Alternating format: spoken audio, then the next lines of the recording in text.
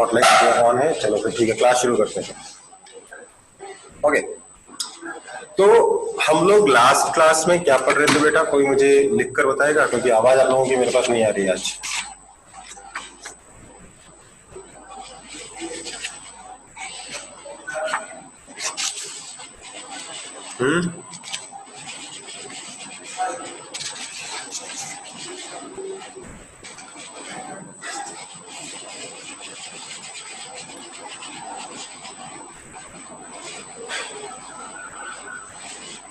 Current carrying loop पढ़े थे, हाँ, उसका मैग्नेटिक मोमेंट वगैरह देखे थे। ठीक है, लास्ट क्लास में हम लोगों ने सोलेनॉइड भी पढ़ा था। सोलेनॉइड के मैग्नेटिक फील्ड का ग्राफ देख लो एक बार।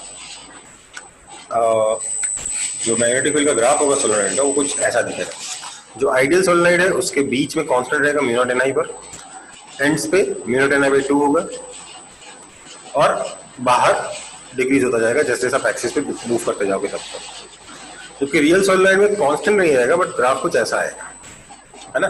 क्योंकि आपको बताया ना साइन थीटा 1 साइन थीटा 2 होगा, तो वो वैल्यू जो है ड्रास्टिकली चेंज होती रहेगी, मतलब ड्रास्टिकली धीरे धीरे चेंज होती रहेगी। इसलिए रियल सोलेनॉइड में कांस्टेंट मैग्नेटिक फील्ड नहीं होगा। आइडियल सोलेनॉइड का मैग्नेटिक फील्ड कांस्टेंट होता है म्यू नॉट एन आई। ठीक है, ओके। सो अब हम लोग नया टॉपिक पढ़ेंगे, एकदम नया टॉपिक, जिसका नाम है amperes circuital law. Amperes circuital law.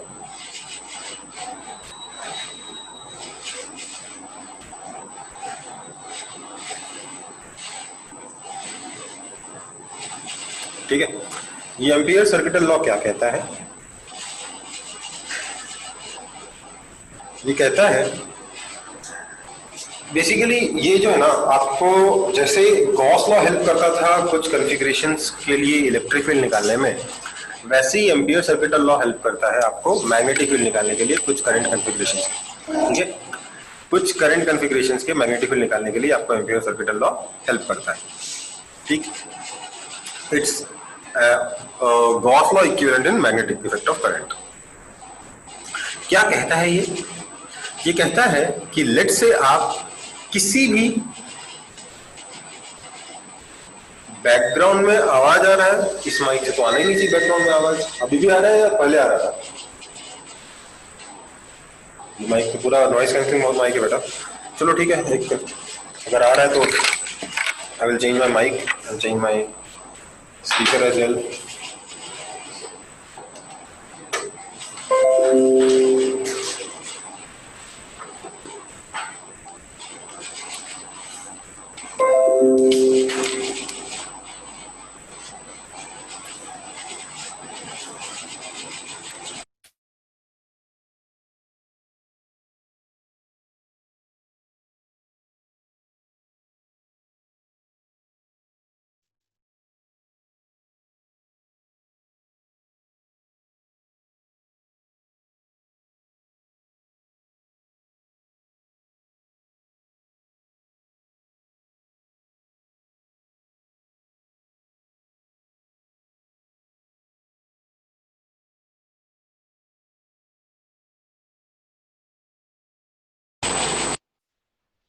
Hello, अब साउंड क्लियर है? मैंने माइक चेंज किया है। हाँ सर। ओके, अब मुझे भी साउंड आना शुरू हो गया। ठीक है, ओके। सो हम लोग एम्पियर सर्किटल लॉ पढ़ रहे थे। एम्पियर सर्किटल लॉ क्या कहता है? It is equivalent of Gauss law in magnetic effect of current. क्या कहता है? ये कहता है कि आप कोई भी रैंडम शेप का लूप ले लीजिए, रैंडम शेप का। जैसे वहां पर आपके पास गॉसियन सरफेस होता था, यहाँ पे हमारे पास एम्पियर्स लूप होता है। गॉस लॉ में हमारे पास गॉसियन सरफेस होता था जिससे फ्लक्स के बारे में बात करते थे, ई वेक्टर और डीएस वेक्टर के बारे में बात करते थे। यहाँ पर हमारे पास एक क्लोज्ड लूप होता है, वहां पे क्लोज सरफेस था, यहाँ क्लोज्ड लूप है। ठीक है, तो मेरे पास एक क्लोज लूप है। ध्यान दीजिए, क्लोज लूप किसी भी शेप का हो सकता है। It can be a circle, it can be a rectangle, it can be a 3D loop as well. मतलब ऐसा लूप भी चलेगा कि लेट्स से आपका एक्स एक्सिस है, ये वाई एक्सिस है, ये जेड एक्सिस है, लेट्स से, ऐसा लूप भी चलेगा कि आधा लूप तो आपका वाईजेड प्लेन में है और आधा लूप आपका एक्स जेड प्लेन में। ठीक है, समझ में आ रही बात? ये लूप समझ में आ रहा है कैसा है? ये 3D लूप है, बेसिकली एक सर्कल लिया उसको फोल्ड कर दिया, ऐसा लूप भी चलेगा। ठीक है, ओके। सो किसी भी शेप का लूप है, सर्कल हो सकता है, रेक्टेंगल हो सकता है, कोई और 2D शेप हो सकता है, 3D शेप भी हो सकता है, बस क्लोज लूप होना जरूरी। और इस पे आप किसी भी शेप का सरफेस लगा दीजिए। मतलब आप इमेजिन करिए वो दूध की छन्नी होती है ना, बड़ी वाली, खूब बड़ी वाली दूध की छन्नी, जिसमें ये रिंग होती है, नीचे एक नेट लगा होता है ना? तो ये जो रिंग है ये आपका एम्पियर्स लूप है। इस रिंग को आप मोड़ तोड़ के इसका शेप चेंज कर सकते हो, जरूरी नहीं है सर्कुलर ही रहे इसको आप, क्योंकि प्लास्टिक अगर होगा तो आप इसको ऑब्वियसली इसका शेप चेंज कर सकते हो, उसको 2D में चेंज कर सकते हो, 3D में चेंज कर सकते हो। ठीक है, तो ये लूप है और उसके ऊपर ये जो सरफेस अटैच है जिसकी बाउंड्री ये लूप है, ध्यान दीजिए, ये जो सरफेस है इसकी बाउंड्री ये लूप है, राइट? तो इस लूप से जो सरफेस अटैच है वो सरफेस भी कैसा भी हो सकता है, जरूरी नहीं एकदम प्योर कोनिकल हो, इसको मैं चाहूं तो चेंज मोड़ के ऐसा भी बना सकता हूं, है ना?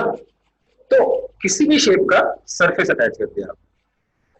वहां पर क्या था, ध्यान दीजिएगा बेटा, जब आप गॉस लॉ पढ़ रहे थे वहां पे आपके पास एक क्लोज सरफेस था, उसके अंदर वॉल्यूम था।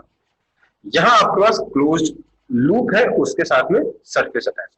ठीक है, तो क्लोज्ड लूप से मैंने एक सरफेस अटैच किया, लेट्स से ये कोई मेरा सरफेस, कोई भी शेप का सरफेस।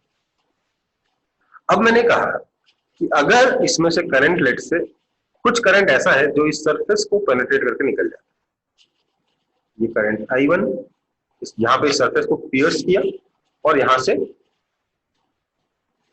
ऐसे करके करंट निकल गया I1। ठीक है, एक और करंट है, लेट्स से I2, वो भी सरफेस को यहां पे पियर्स किया और यहां से ऐसे करके निकल गया करंट I2। लेट्स से एक करंट उल्टा आ रहा है, ऐसे जा रहा है I3 और यहां पे पियर्स करके सरफेस को ऐसे निकल जाता है करंट I3। ठीक है, तो ऐसे में अगर मैं इस लूप के ऊपर लेट्स से एक डीएल वेक्टर लेता हूं इस तरीके का, ये रहा आपका डीएल वेक्टर, इस लोकेशन पर लेट्स से मैग्नेटिक फील्ड आता है बी वेक्टर, इस लूप के ऊपर, इस लूप का कोई मैंने छोटा सा पोर्शन कंसीडर किया डीएल वेक्टर, उस लोकेशन पे मैग्नेटिक फील्ड है बी वेक्टर। तो एम्पियर्स सर्किट लॉ क्या कहता है उसको मैं लिख दे रहा हूं यहां पे, ये कहता है कि closed integration of B vector dot DL vector, मतलब यहां का मैग्नेटिक फील्ड का डॉट प्रोडक्ट यहीं के डीएल वेक्टर के साथ, is equal to mu naught into I, enclose भी लिख सकते हैं, बुक्स में आपके एनक्लोज लिखा रहता है, I don't like the word enclose है क्योंकि करंट एनक्लोज नहीं हो रहा है, लूप है, आई लाइक द वर्ड और म्यू नॉट इंटू आई पियर्सिंग। ठीक है, जितना करंट इसको इस सरफेस को पियर्स कर रहा है, करंट इस सरफेस में छेद करके निकलता है।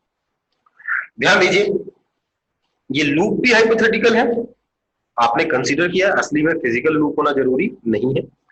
और ये जो सरफेस यहां पे लगाया है, ये सरफेस भी ऑब्वियसली आपका लूप हाइपोथेटिकल है, आपने सरफेस भी अपने हिसाब से एज्यूम किया है जिससे आप ये इंटीग्रेशन आसानी से कर पाओ। ठीक है, यहां पर आई पियर्सिंग की वैल्यू क्या हो जाएगी बता देता हूं मैं। आई पियर्सिंग की वैल्यू होगी इस केस में I1 plus I2 minus I3। ठीक है, आई पियर्सिंग की वैल्यू इस केस में क्या हो जाएगी, I1 plus I2 minus I3। कोई दिक्कत है किसी को इसमें? ओके, अब देखो यहां पर मेरे को कंफ्यूजन है, sir why not I3 minus I1 minus I2, मतलब आपने I1 और I2 को पॉजिटिव लिया, I3 को क्यों निगेटिव लिया, I3 को पॉजिटिव और I1 I2 को क्यों नेगेटिव ले लेते। अगर से आपको करंट के डायरेक्शन से मतलब था तो आई थ्री को पॉजिटिव ले लेते, इन दोनों को नेगेटिव ले लेते। क्या ये नहीं कर सकते क्या? इसमें कोई खराबी है क्या? आई थ्री ने कोई बात किया है क्या जो आई थ्री को नेगेटिव कर दे जबरदस्ती? हम्म, इसके पीछे कोई रीजन बताएगा मेरे को? अब मैं सुन सकता हूँ आप लोगों को।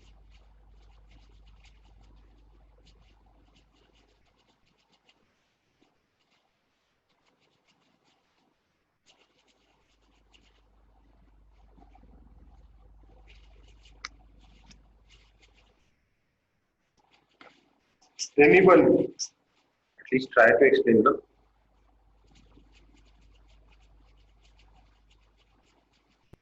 Sir area vector along the direction of B vector शायद।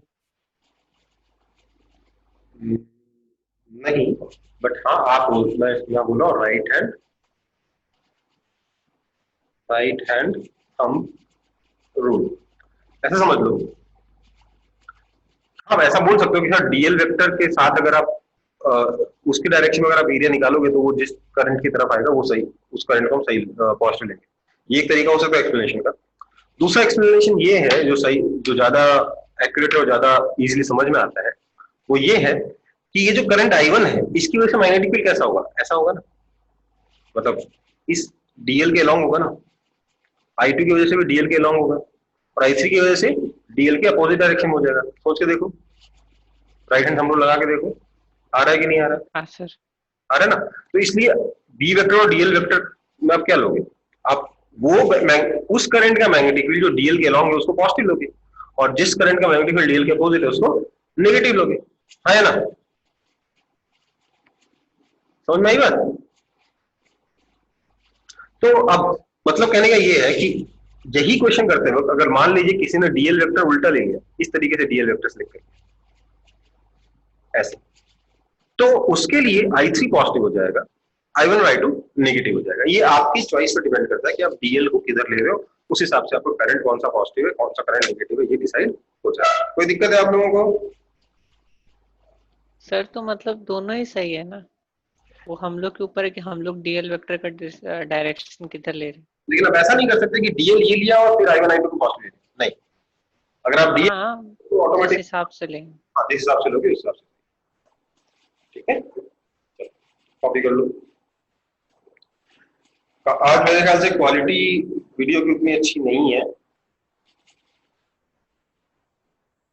नहीं सर नॉर्मल ही है। नॉर्मल है?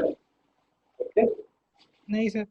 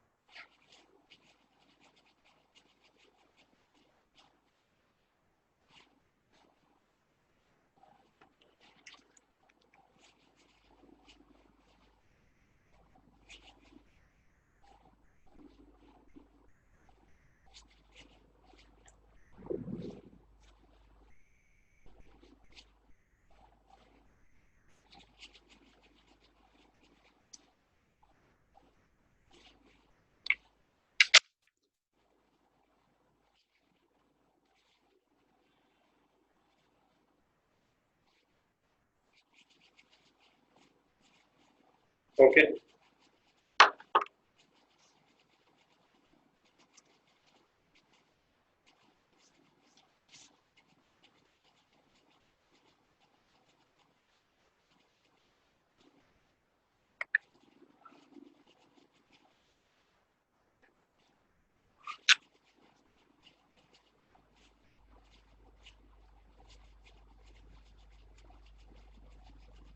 ठीक है, मैं हटा रहा हूँ इसको। So our next part is कि हम इसका एप्लीकेशन कहाँ करें, हम इसको अप्लाई करके क्या क्या निकाल सकते हैं। तो सबसे पहले तो ये समझ लो कि जैसे जो लिमिटेशन गॉस लॉ के साथ थी वो लिमिटेशन इसके साथ थी। ठीक है, क्या लिमिटेशन कि आपका जो एम्पियर्स लॉ है वो एप्लीकेबल तो हर शेप, हर लूप के लिए है, हर शेप के सरफेस के लिए है, पर उसका यूज जो है वो हम सिर्फ और सिर्फ सिमेट्रिकल केसेस में ही कर पाए। ठीक है, ये इसकी लिमिटेशन। तो मैं उन सिमेट्रिकल केसेस को एक एक करके यहां पर एग्जांपल की तरह सॉल्व करूं। तो सबसे पहला है finding magnetic field due to infinite straight current carrying wire।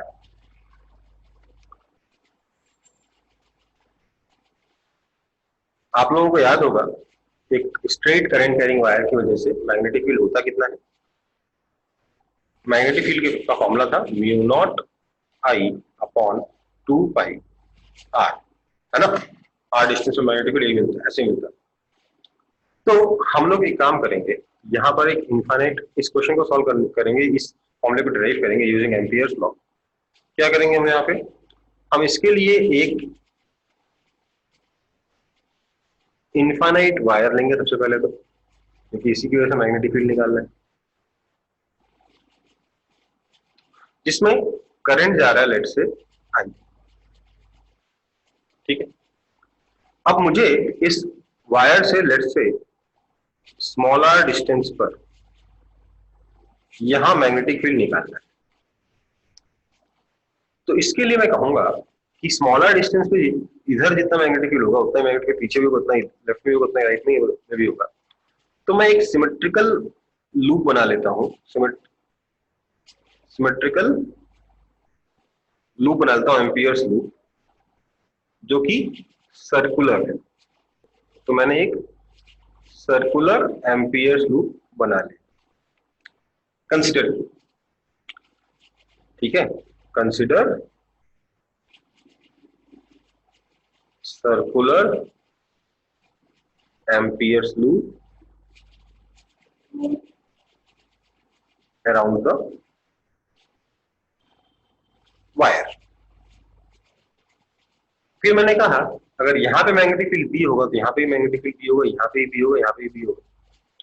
तो इसलिए अगर मैं यहाँ पर एक एलिमेंट कंसीडर करता हूँ, लेट्स से डीएल वेक्टर, तो यहाँ का मैग्नेटिक फील्ड भी इसी के लॉन्ग होगा, बी वेक्टर। तो ऐसे में B vector dot DL vector is nothing but B DL, और क्योंकि हर जगह बी यूनिफॉर्म है इसलिए सिंपली बी कांस्टेंट लेके हम लोग आगे बढ़ पाएंगे। नाउ हमें मालूम है therefore closed integration of B vector dot DL vector is equal to, इसके साथ मैंने एक प्लेन सरफेस अटैच किया है तो उसमें से कितना करंट जाएगा, आई। तो this is equal to mu naught I implies closed integration of b dl is equal to mu naught I। this implies, अब b तो कांस्टेंट है, बाहर आ जाएगा इंटीग्रेशन के, b into closed integration of dl is equal to mu naught I। this implies b into dl का closed integration on the loop is 2 pi r, this is equal to mu naught I। this implies magnetic field is equal to mu naught I upon 2 pi r। इस तरीके से आप magnetic field को derive कर सकते हैं due to a infinite current carrying wire. समझ में आई बात?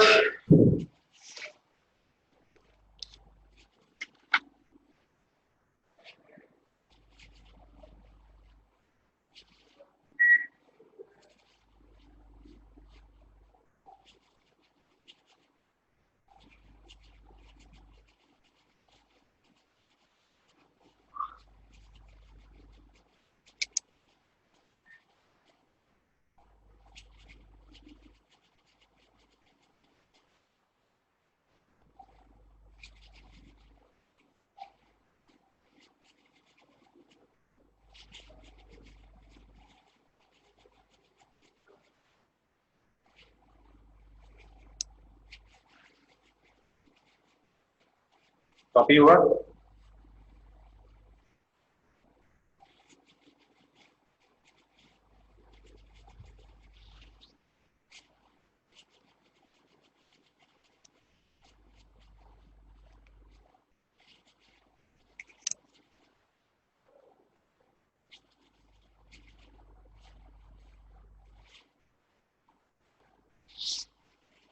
ओके, आगे बढ़ते हैं। नेक्स्ट है magnetic field due to hollow current carrying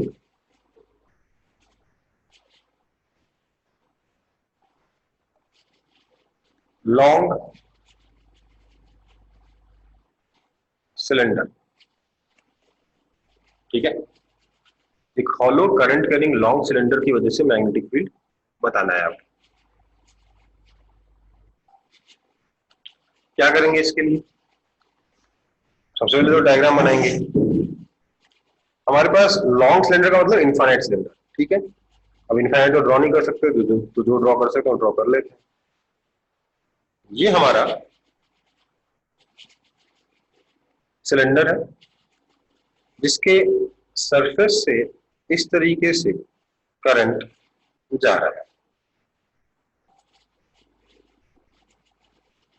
सिर्फ सरफेस से जा रहा है, ध्यान रखिएगा, पूरे वॉल्यूम से करंट नहीं जा रहा है। करंट जा रहा है लेट से आई। अब मुझे इसकी वजह से मैग्नेटिक फील्ड निकालना है, तो मैंने सबसे पहले क्या किया, इसका एक्सिस ड्रॉ। एक्सिस इस सिलेंडर का ये रहा, ठीक है। लेट से सिलेंडर का जो रेडियस है वो कैपिटल आर है। अब मैं इसकी वजह से मैग्नेटिक फील्ड निकालना चाहता हूं, तो दो तरीके के मेरे पास पॉइंट्स होंगे। एक होगा magnetic field at inside point. ये कैसे निकालेंगे? इनसाइड पॉइंट का मतलब हम इस सिलेंडर के अंदर वाले पॉइंट पे मैग्नेटिक फील्ड निकालना चाहते हैं। लेट से यहां से आर डिस्टेंस पे मैग्नेटिक फील्ड निकालना चाहते हैं। तो हम क्या बोलेंगे, हम यहां पर ऐसा एक लूप लेंगे, बोलेंगे इधर आर डिस्टेंस पे जितना मैग्नेटिक फील्ड होगा उतना मैग्नेटिक फील्ड इधर भी होगा।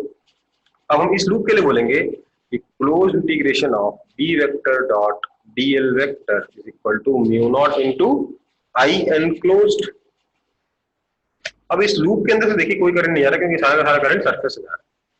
सो this is equal to 0। This implies B into closed integration dl equals to 0. This implies magnetic field is equal to 0. तो अंदर मैग्नेटिक फील्ड कितना होगा सिलेंडर के? 0। कोई दिक्कत है किसी को?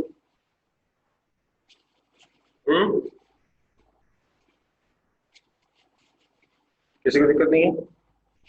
यस सर, मतलब दिक्कत है सर। वो कंप्लीट हो गया था तो लिखे थे। अच्छा, ओके। अगर हम आउटसाइड के लिए देखेंगे तो सेम टू सेम डेरिवेशन होगा इनफाइनाइट वायर के वाला, same derivation as infinite wire, और सेम आंसर आएगा magnetic field is equal to mu naught I upon 2 pi small R. मतलब कि अगर मैं मैग्नेटिक फील्ड और आर के बीच में रिलेशन बताऊं तो क्या होगा, कैपिटल आर तक तो 0 रहेगा, और कैपिटल आर के बाद ये वाला फॉर्मूला एप्लीकेबल हो जाएगा, mu naught I upon 2 pi small. ये वैल्यू कितनी होगी? ये वैल्यू होगी mu naught I upon 2 pi capital R surface पर, ठीक है। This is mu naught I upon 2 pi small R, this is mu naught I upon 2 pi capital R. कोई दिक्कत है इसमें किसी को? यहां पर अगर मैग्नेटिक फील्ड निकालेंगे तो मैग्नेटिक फील्ड इस लूप के अलॉन्ग होगा, मतलब यहां पर अंदर होगा मैग्नेटिक फील्ड, यहां पर बाहर होगा magnetic field, and so on. इस तरीके से क्लोज लूप बनाएगा। कोई दिक्कत है किसी को? आपत्ति है किसी को तो बता दो।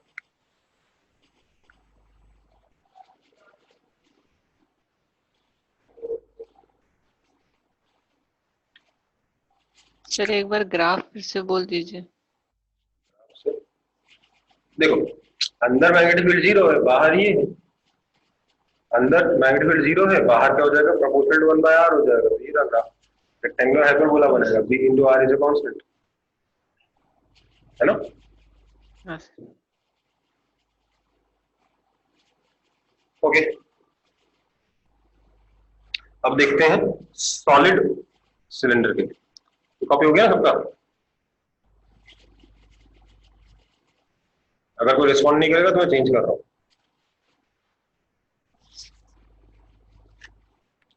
तो अगला है magnetic field due to solid cylinder. एक सॉलिड सिलेंडर की वजह से मैग्नेटिक फील्ड निकालेंगे। क्या करेंगे?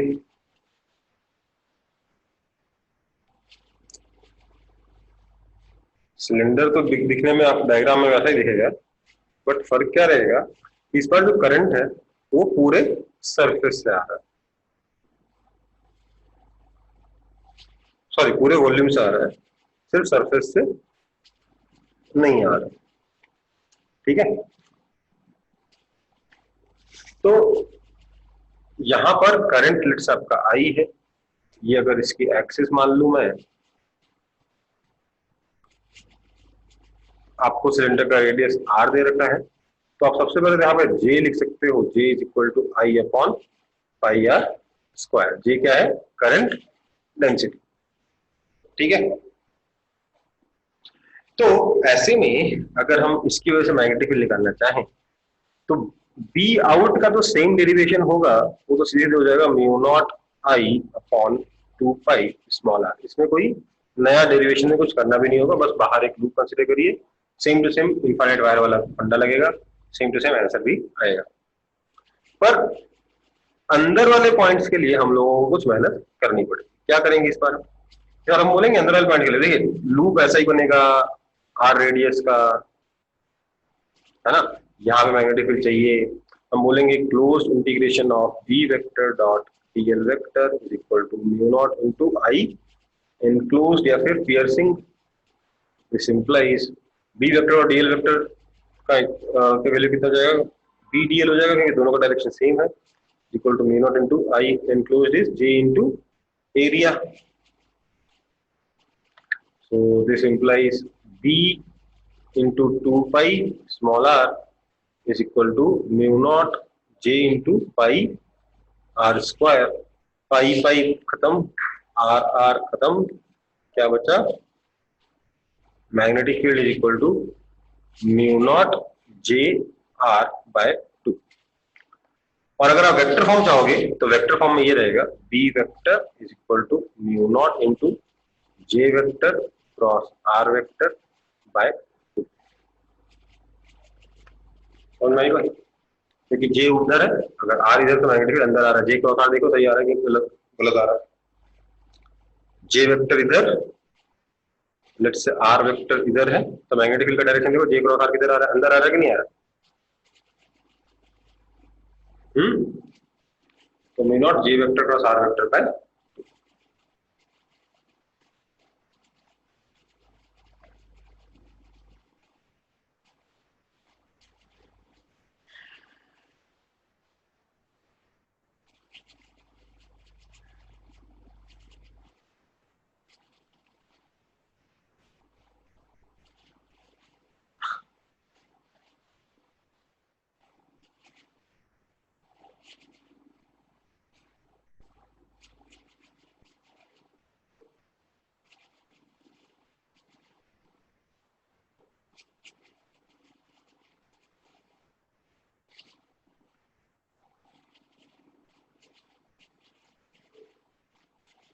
कॉपी हो गया। इसमें अगर आप मैग्नेटिक फील्ड और आर के बीच में ग्राफ बनाएंगे तो कैसा ग्राफ दिखेगा? ये मैग्नेटिक फील्ड, ये आर, अंदर तो आर के डायरेक्टली प्रोपोर्शनल है, और सरफेस के बाद एक बार बाहर निकालने के बाद ये रहा फॉर्मूला, इनवर्सली प्रोपोर्शनल हो जाएगा। ये रहा आपका ग्राफ। ठीक है, अंदर B is directly proportional to R, बाहर B is inversely proportional to are.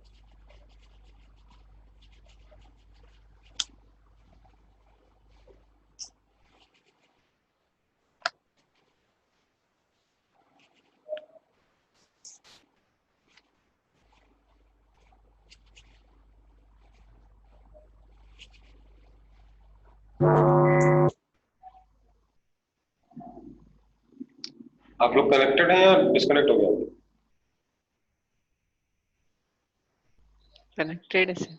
Okay, यहाँ लाइट चली गई है, इंटरनेट भी अनस्टेबल हो गया इसलिए।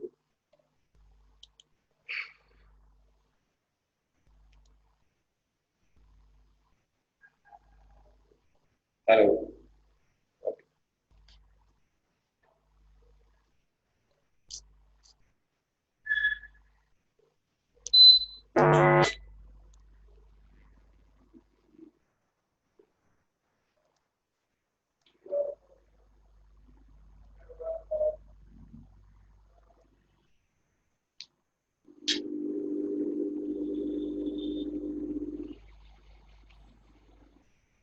कॉपी हो गया?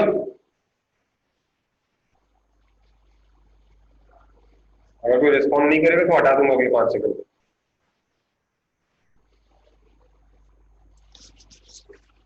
ओके, अब देखो इस पर क्वेश्चन कई प्रकार के बनते हैं जो हम पढ़ रहे हैं अभी तक।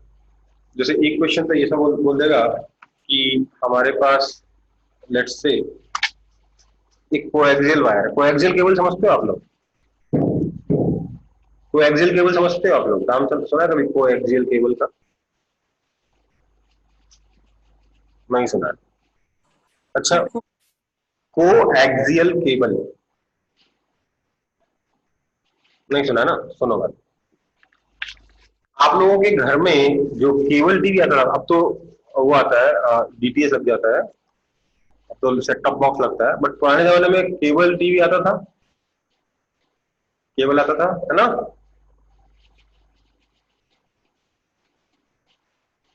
पुराना जमाना मतलब बहुत पुराना जमाना नहीं हुआ है, पर हाँ कुछ दिनों पहले तक आता था, कुछ सालों पहले तक। उसमें क्या होता था बेटा, अगर आपने कभी उसके साथ खेला हो, कभी घर में कनेक्शन खराब हो गया हो, खुद से उसको खोल खाल के एडजस्ट किया हो, तो क्या होता है उसमें एक सेंटर में केबल होता है, वायर होता है, ठीक है, जिससे लेट्स से कोई करंट आ रहा हो, और इसके इर्द गिर्द में चारों तरफ में एक वायर मेश था जिससे करंट वापस जा रहा हो, है ना? करंट को हमेशा आने का रास्ता तो जाने का रास्ता भी दोगे ना, तो हमेशा 2 वायर लगेंगे। तो अगर वो दोनों वायर ऐसे हो कि एक सेंटर पे साइड में चारों तरफ से एक दूसरा वायर घिरे हुए उसको, तो हम क्या बोलते हैं उसको? कोएक्सियल केबल कहते हैं। आपको केबल टीवी एक कोएक्सियल केबल का एग्जाम्पल है। केबल टीवी का जो वायर था वो कोएक्सियल केबल का एक एग्जाम्पल है, ठीक है। इसके कुछ फायदे होते हैं। जैसे एक फायदा इसका ये होता है कि इसके चारों तरफ इसका खुद का मैग्नेटिक फील्ड नहीं जाता, ठीक है, इसलिए ये केबल भी, कोएक्सियल केबल भी आसपास के मैग्नेटिक फील्ड से ज्यादा इंटरैक्ट नहीं करता है। आप सोचिए जरा, आपके इस वायर में करंट बहुत कम है ना? करंट इतना ज्यादा कम है, आप सोचो तो कभी करंट नहीं लगता, ठीक है, करंट इतना कम है, उसमें अगर थोड़ा बहुत डिस्टर्बेंस आ गया तो आपके कंप्यूटर पे, सॉरी कंप्यूटर टीवी पे जो सिग्नल आ रहा था तो उसमें ड्रास्टिक चेंज नजर आएगा, ठीक है। तो इसलिए हम चाहते हैं कि केबल कुछ ऐसा हो कि आसपास के मैग्नेटिक फील्ड से इंटरैक्ट ना करे, इसलिए हम चाहते हैं इसके चारों तरफ कोई मैग्नेटिक फील्ड ना हो। इसलिए हम चाहते हैं, हमने क्या किया, एक सेंटर से करंट भेजा, एक बाहर, और उसी की चारों तरफ से करंट वापस है। इससे क्या होगा, अगर आप इसके चारों तरफ एक एम्पियर्स लूप बनाओगे तो यू विल फाइंड कि इसमें से कोई नेट करंट फ्लो नहीं कर रहा है, इसलिए इसके चारों तरफ कोई मैग्नेटिक फील्ड इस वायर का नहीं है, इसलिए अगर तुमने कोई मैग्नेट रख दोगे तो ये वायर उस मैग्नेट से इंटरैक्ट नहीं करेगा। कोई दिक्कत है इसमें किसी को?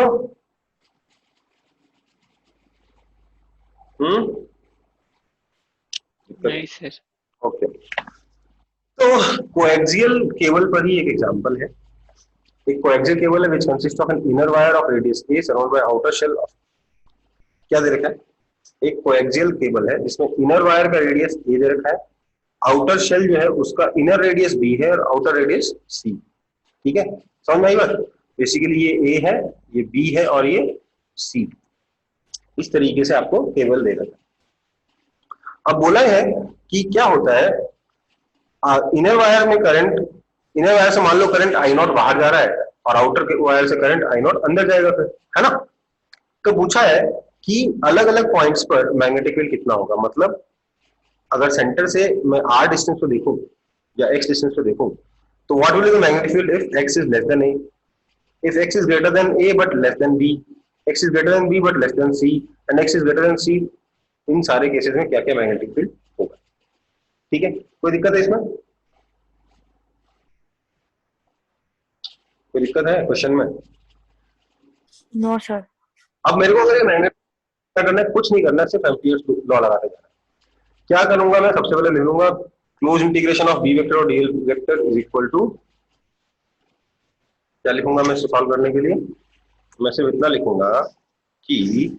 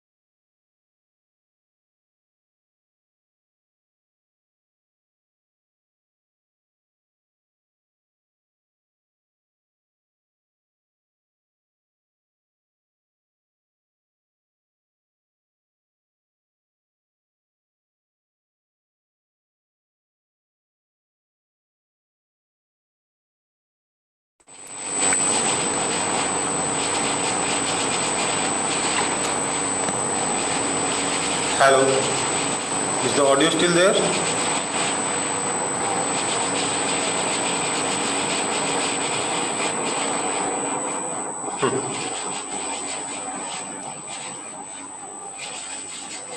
Okay,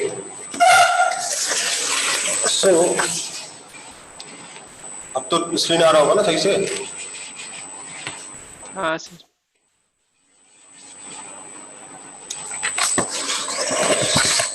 कैमरा गिर गया था हाथ से, ठीक है। देखिए जरा, हम सबसे पहले क्या लिखेंगे, या मेरे एक बार सब लोग अफर्मेशन दे दो कि हाँ मेरी आवाज आ रही है आप लोगों तक और वीडियो जा रहा है आप लोगों तक।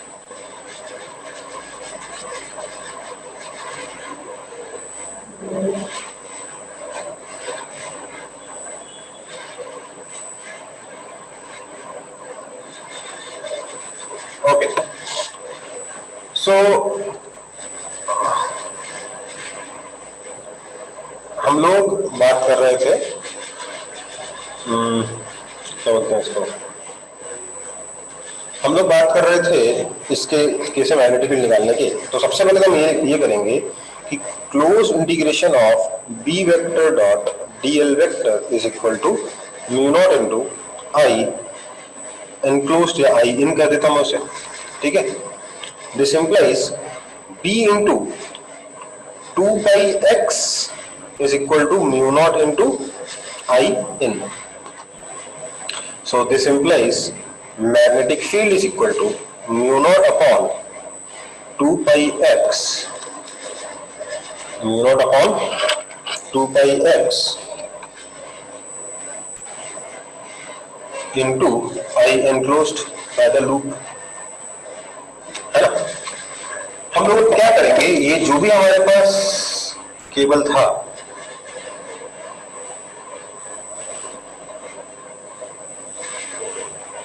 इसमें अलग अलग एक्स पर जाकर, और ये ए था, ये बी था और ये सी था, हम अलग अलग एक्स पर जाकर आई इनक्लोज निकालेंगे और हमारा आंसर आता जाएगा, और कुछ नहीं करना है इसमें, ठीक है। तो देखिए जरा, इसमें से करंट आई नॉट जो है वो बाहर जा रहा था, इसमें से करंट आई नॉट अंदर जा रहा था, है ना। तो हम लिखेंगे कि if x is less than a, then I in is simply sir I naught upon pi A square pi X square, समझ में आ रहा है कि नहीं आ रहा है? अच्छा, Sir, is equal to I naught upon pi A square into pi X square, समझ में आ रहा है? I naught upon pi A square क्या है? सर बैकग्राउंड में थोड़ा साउंड है। Basically your J current density into area pi X square, जिसके अंदर से करंट जा रहा होगा क्योंकि अगर हमारा एक्स लेस देन ए है एम्पियर्स लूप के लिए।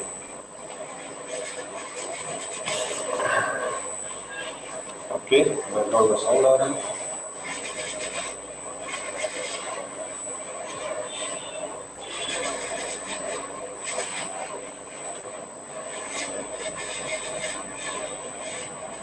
Is it better now?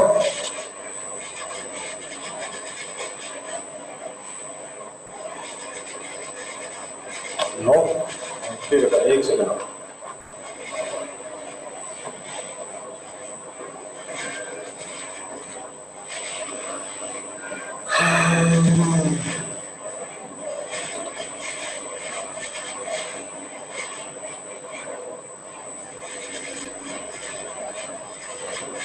Now अभी भी बैकग्राउंड में साउंड आ रहा है? यार ये ना तो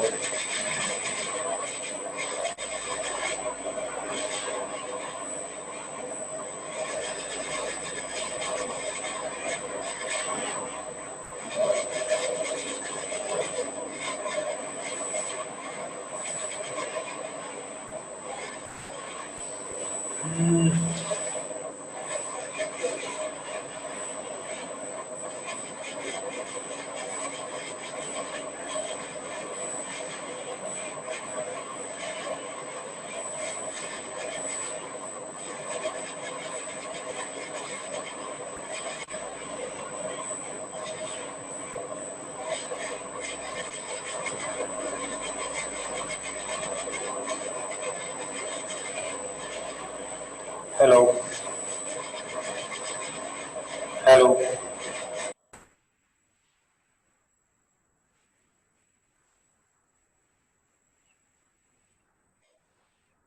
हाँ सर अब ठीक हो गया।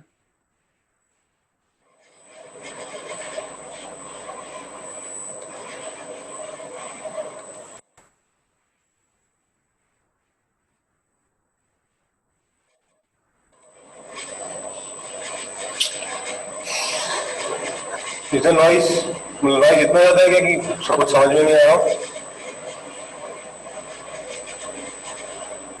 थोड़ा बहुत है सर। हम्म,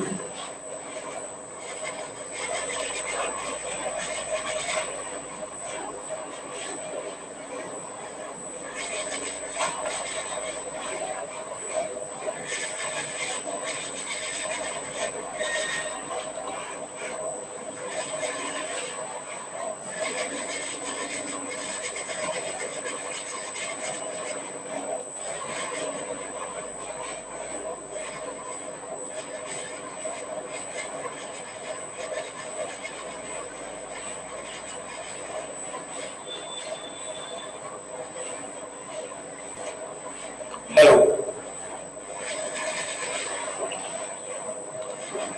इसमें वॉइस स्टिल नॉट क्लियर है? बेटर है पहले से? थोड़ा better है sir.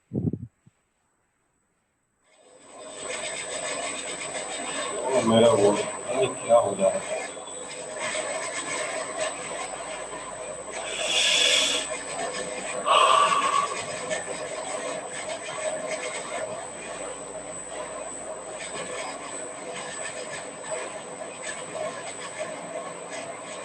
कुछ तो हुआ तो मेरा साउंड बंद बंद बैन हो गया और आप लोगों का कैमरा गिरते ही सब कुछ गड़बड़ा गया।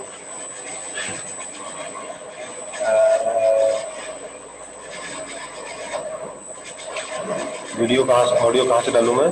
Same system, speaker, real tech, high definition audio.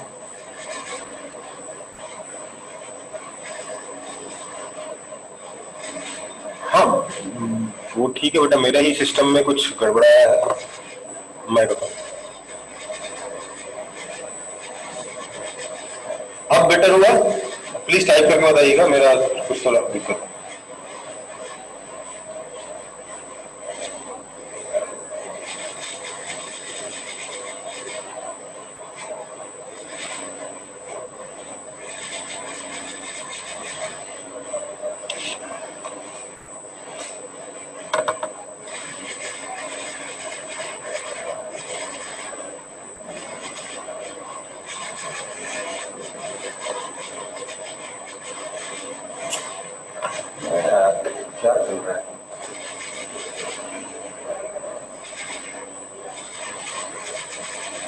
एक सेकंड, एक चीज और ट्राई करने दो।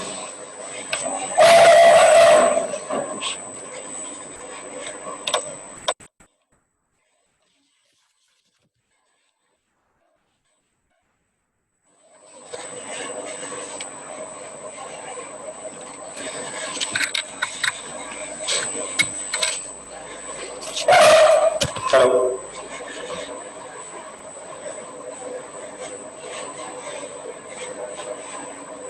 क्या करूं मैं?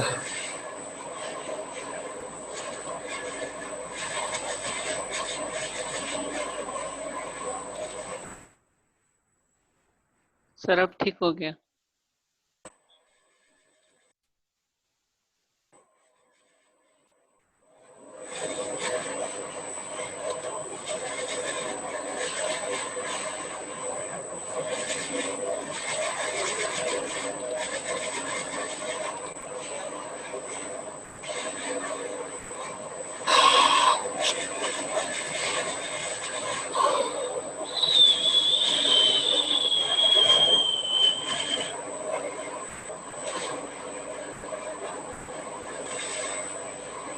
आज यार एक्चुअली आपकी क्लास से 20 मिनट पहले ना सिस्टम जो हम वेट कर रहे थे वो पहुंच गया। सेटिंग किए बिना हम लोगों ने क्लास शुरू करी। बहुत दिक्कत हो रही है।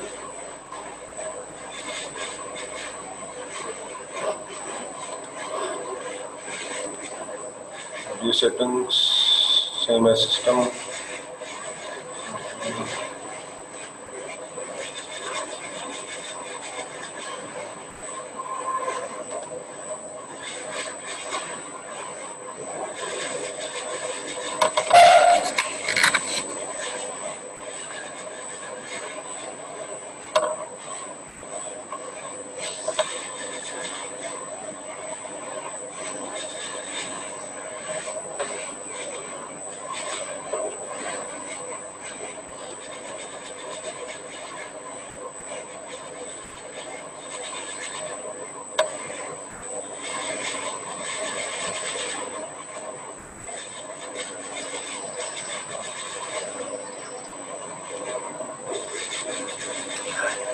Now try speaking to me। एक बार सब लोग बोल के देखिए। कोई एक आदमी बोल के देखो, प्रेरणा बोल के पर आपकी साउंड मुझ तक आ रही कि नहीं बताइए, चेक करने दो। हेलो आपकी आवाज तो आ रही बेटा। मेरी आवाज क्लियर हुई कि अभी भी ऐसी है? सर, आपका आवाज क्लियर है लेकिन बैकग्राउंड में कुछ और भी आवाज आ रहा है। अच्छा, ओके, इतनी प्रॉब्लम है ना? वो एसी का साउंड है और कुछ नहीं। लेट मी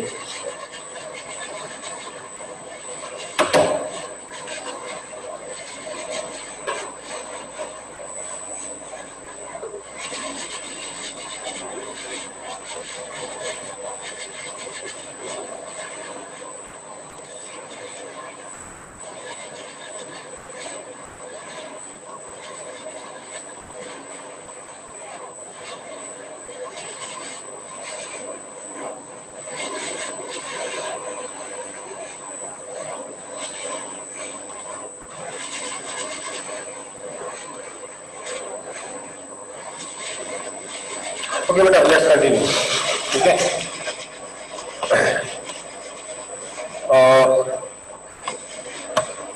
मैं कह रहा था बेसिकली हमें इसमें आई इन की वैल्यू डालनी होगी। तो आई इन की जो वैल्यू है that is I naught upon pi A square, जो जे हुआ, मल्टीप्लाइड बाय एक्स डिस्टेंस पे जाओगे तो जो एरिया आएगा that is pi X square, J into area.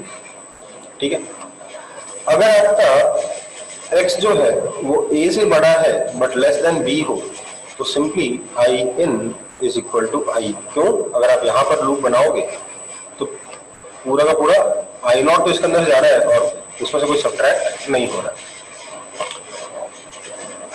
If b is less than x is less than c हो जाए, अगर ऐसा हो जाए तो आई इन कितना हो जाएगा? आई नॉट तो बाहर आया पर यहां से कुछ करंट अंदर भी चला जाएगा। सो आई नॉट माइनस, यहां पे सबसे पहले जे निकालेंगे, I naught upon pi C square minus B square into ये वाला area, this area is pi X square minus B square. So pi pi तो चला जाएगा, that is equal to I naught into 1 minus X square minus B square upon C square minus B square. आप इसमें देखोगे तो B square cancel हो जाएगा, that is equal to I naught into C square minus X square upon C square minus B square. ठीक है, ये आपका इस केस में आ जाएगा। और अगर बाहर चले जाओगे तो नेट करंट कितना हो जाएगा, 0, इसलिए आपका मैग्नेटिक फील्ड 0 हो जाएगा। समझ में आई बात? रानित,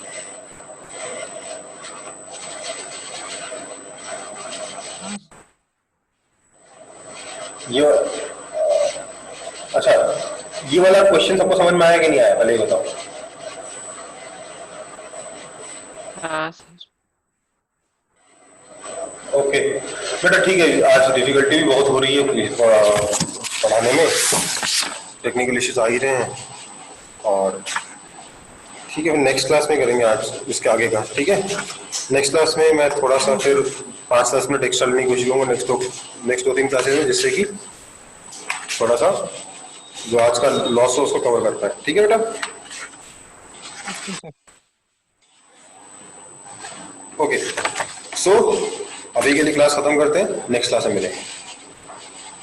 थैंक यू सर।